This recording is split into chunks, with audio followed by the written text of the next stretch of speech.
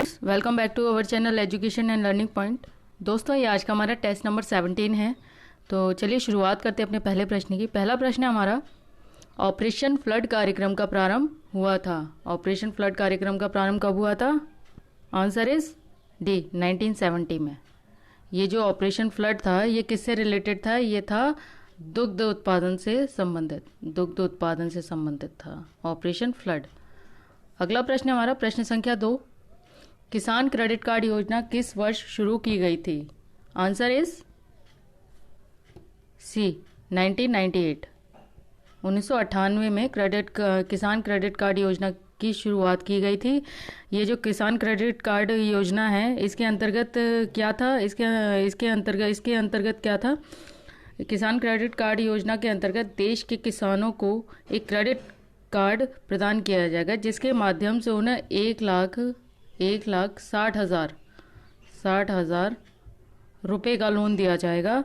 और इस लोन के माध्यम से देश के जो किसान अपनी खेती की और अच्छे से देखभाल कर पाएंगे और साथ ही साथ वो अपनी फसल का बीमा भी करा पाएंगे इस क्रेडिट कार्ड के माध्यम से।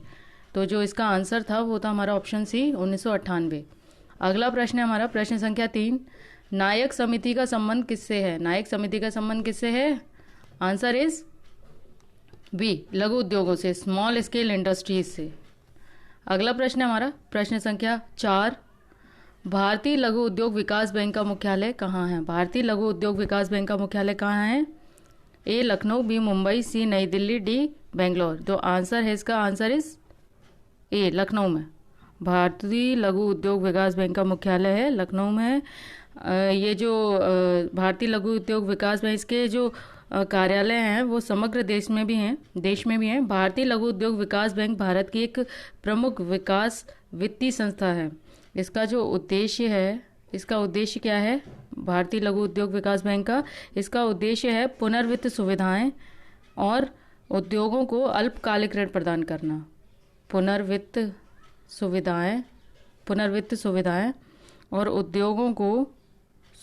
और उद्योगों को अल्पकालिक ऋण प्रदान करना।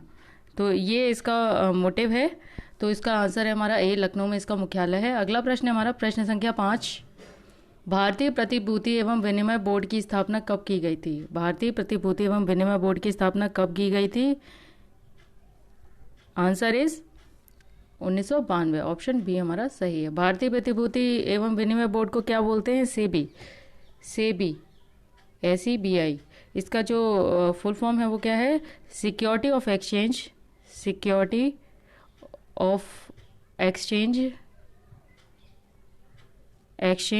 Board of India.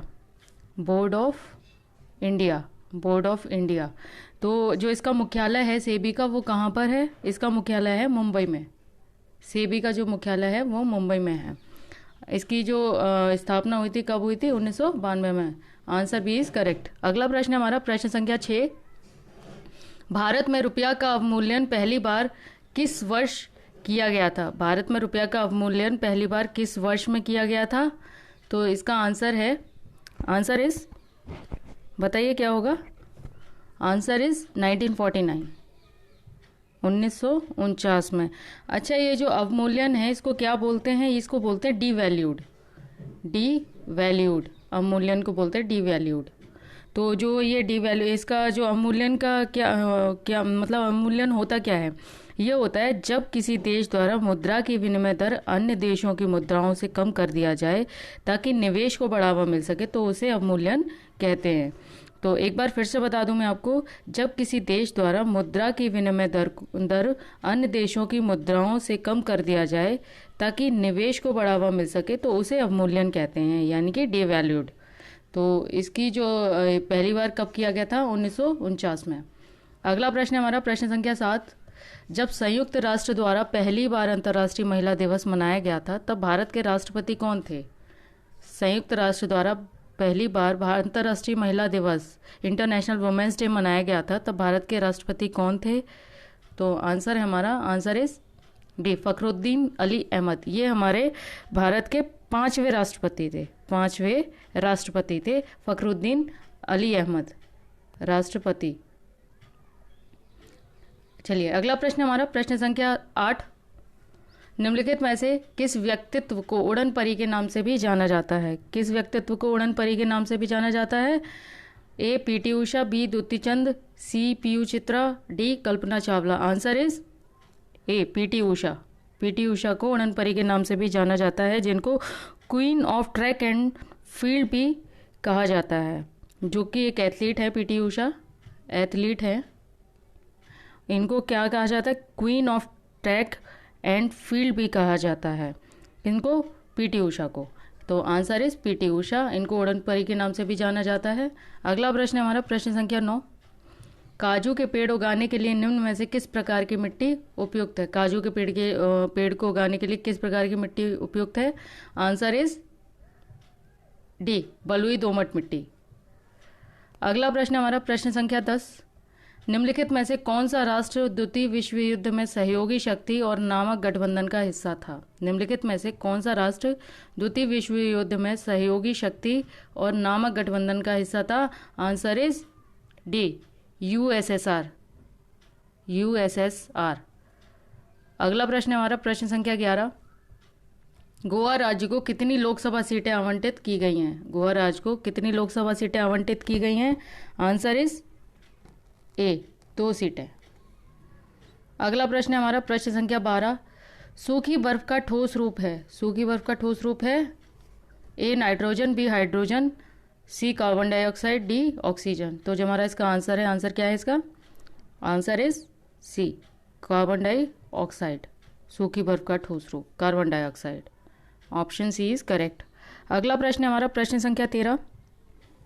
Himachal Pradesh का उच्च न्यायालय कहाँ स्थित है? हिमाचल प्रदेश का उच्च न्यायालय कहाँ स्थित है? Answer is C Shimla. Shimla में स्थित है। शिमला में हिमाचल प्रदेश का उच्च न्यायालय यानी कि हाई कोर्ट स्थित है, जो कि हिमाचल प्रदेश की राजधानी है। हिमाचल की राजधानी हिमाचल की राजधानी है ये। अगला प्रश्न हमारा प्रश्न संख्या 14। भारतीय संविधान की कौन सी अनुसूची असम, मेघालय, त्रिपुरा और मिजोरम को छोड़कर किस राज्य में अनुसूचित क्षेत्रों और अनुसूचित जनजातियों के प्रशासन और नियंत्रण से संबंधित है? आंसर इज, फिर से एक बार बोल दूं मैं आपको, भारतीय संविधान की कौन सी अनुसूची असम, मेघालय, त्रिपुरा और मिजोरम को छोड़कर किस राज्य में अनुसूचित क्षेत्रों और अनुसूचित जनजातियों के प्रशासन और नियंत्रण से संबंधित है? आंसर इज 5वीं अनुसूची। Answer is B, option B हमारा सही है। ऑप्शन बी इज करेक्ट, 5वीं अनुसूची। 5वीं अनुसूची में क्या है? इसमें आता है अनुसूचित और जनजाति क्षेत्रों के प्रशासन तथा नियंत्रण के बारे में उपबंध, यानी कि SC/STs जो एरिया होते हैं वहाँ के प्रशासन और नियंत्रण के बारे में उपबंध, ये आता हमारा 5वीं अनुसूची के अंतर्गत। अगला प्रश्न हमारा प्रश्न संख्या 15। भारतीय खाद्य निगम FCI किस मंत्रालय के अंतर्गत आता है? भारतीय खाद्य मंत्रालय FCI किस मंत्रालय के अंतर्गत आता है? यानी कि FCI food corporation of India. Food corporation of India. तो इसका क्या है? फूड कॉरपोरेशन ऑफ इंडिया किस मंत्रालय के अंतर्गत आता है?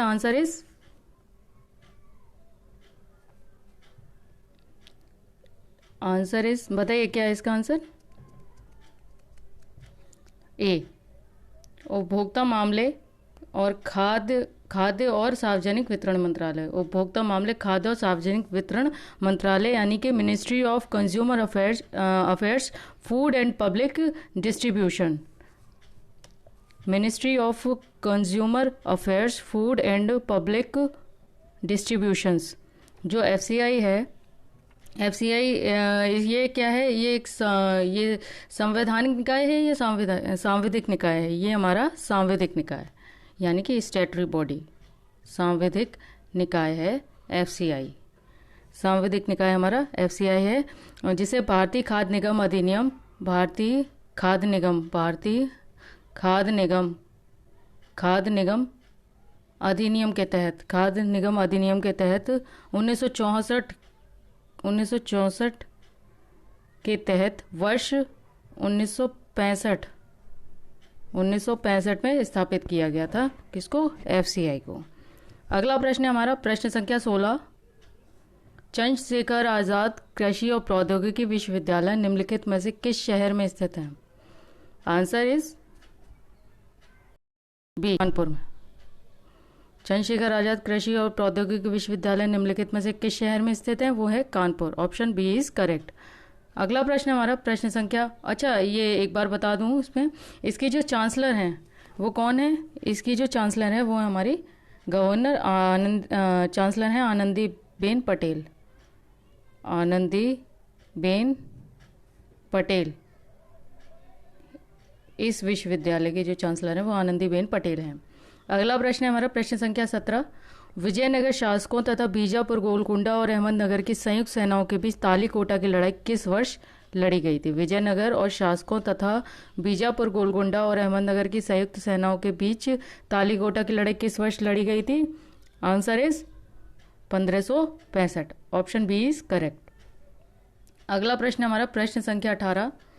भारतीय संविधान की कौन सी अनुसूची राज्यों और केंद्र शासित प्रदेशों की राज्यसभा में सीटों के आवंटन से संबंधित है? फिर से बता दूं मैं आपको, भारतीय संविधान की कौन सी अनुसूची राज्यों और केंद्र शासित प्रदेशों की राज्यसभा में सीटों के आवंटन से संबंधित है? तो आंसर है हमारा, answer is C, 4th scheduled, चौथी अनुसूची। चौथी अनुसूची में क्या है? इसमें है राज्यों और केंद्र शासित प्रदेशों के लिए राज्यसभा में सीटों का आवंटन। तो ये हमारा आता है 4th शेड्यूल। अगला प्रश्न हमारा प्रश्न संख्या 19। अनुसूचित जनजाति के लिए पृथक राष्ट्रीय अनुसूचित जाति आयोग के इस वर्ष अस्तित्व में आया। अनुसूचित जनजाति के लिए पृथक राष्ट्रीय अनुसूचित जाति आयोग इस वर्ष अस्तित्व में आया। ये कब आया? आंसर इज बी, 2004 में। अगला प्रश्न है हमारा प्रश्न संख्या 20। भारतीय संविधान की 8वीं अनुसूची में निम्नलिखित में से कौन सी भाषा शामिल नहीं है? भारतीय संविधान की 8वीं अनुसूची में निम्नलिखित में से कौन सी भाषा शामिल नहीं है? आंसर इज ए, राजस्थानी। राजस्थानी भाषा 8वीं अनुसूची में शामिल नहीं है। अच्छा, ये जो 8वीं अनुसूची है इसके अंतर्गत कौन कौन सी भाषाएं आती हैं? वैसे तो मैंने आपको पहले बता भी दिया है, फिर से एक बार बता दूं मैं आपको।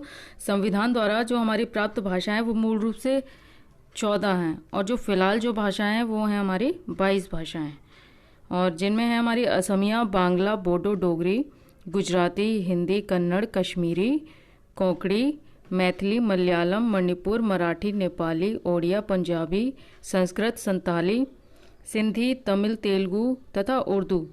सिंधी भाषा को 1967 के 21वें संविधान संशोधन अधिनियम द्वारा जोड़ा गया था। और कोंकणी, मणिपुर और नेपाली को 1992 के कोंकणी, मणिपुर और नेपाली को 1992 के 71वें संविधान संशोधन द्वारा जोड़ा गया था। और जो हमारी बोडो, डोगरी, मैथिली और संथाली जो हैं, ये हमारी 2003 के 92वें संविधान संशोधन अधिनियम द्वारा जोड़ा गया था। और जो उड़िया था हमारा, उड़िया का नाम बदलकर 2011 में ओडिया कर दिया गया था, ओडिया। तो जो हमारा ये इसका आंसर था वो था हमारा ऑप्शन ए, राजस्थानी। दोस्तों, हमारे प्रश्नों की श्रृंखला आज यहीं पर समाप्त होती है। आप हमें YouTube, Telegram, Instagram, Facebook page पर भी लाइक, सब्सक्राइब एंड शेयर ज़रूर करें। तब तक मिलते हैं आपसे अगली श्रृंखला में। तब तक के लिए नमस्कार।